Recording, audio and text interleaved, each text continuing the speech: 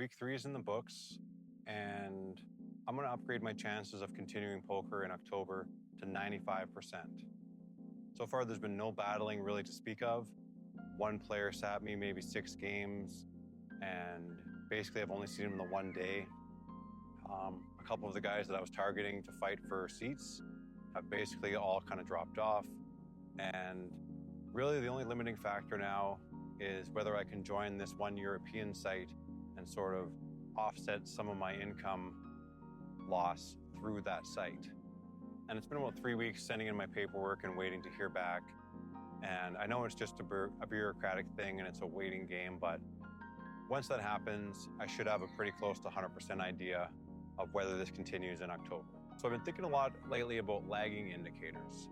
There's a line in Atomic Habits that goes something to the effect of your success is a direct proportionate result of your systems, and your systems are a lagging indicator.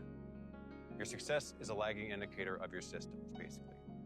So I've been already doing the things that I think a successful person would do, but on paper, it doesn't really look like much yet.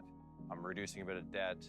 I don't have any savings yet, but if I continue to do these same things month after month, eventually it's going to lead towards success.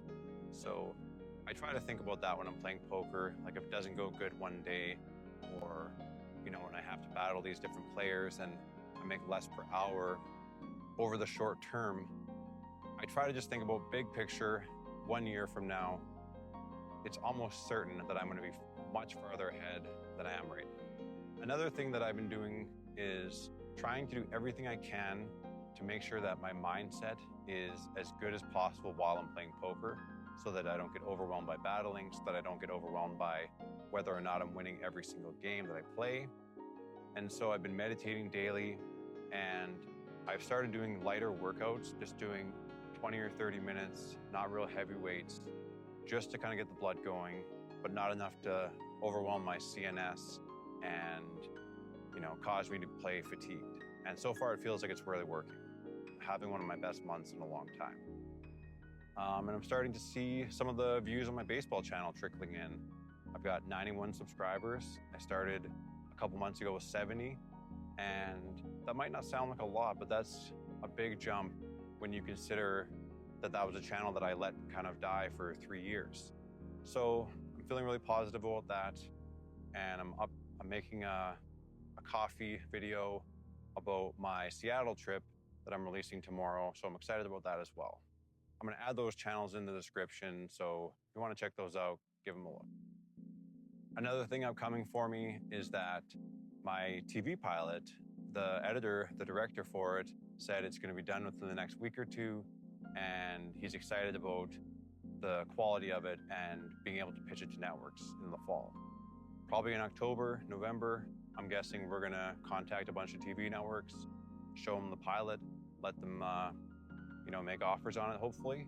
And maybe in a few months, I'm filming new episodes of different coffee shops all around Canada, the US, and maybe the world. That's pretty exciting for me. I'm basically going to self-fund that anyways, whether or not they pick it up. If no one picks it up, I'm just going to film different coffee shops as I kind of travel anyways. It's kind of a win-win for me no matter what. It allows me to do something that I'm fulfilled to do anyways, that I want to see exist. And that's kind of what this whole channel is about. It's about me trying to be like the most me that I can become. Like really sink into what makes me unique. What things am I passionate about? I'm really passionate about coffee. I'm really interested in learning about the different choices people make when they roast, the different choices they make when someone comes up with a different layout for a coffee shop. I'm just interested in people in general. So I need to put myself around different unique people, and these YouTube channels kind of give me that ability. In terms of the battling, I expected to be battling up to 2,000 games this month.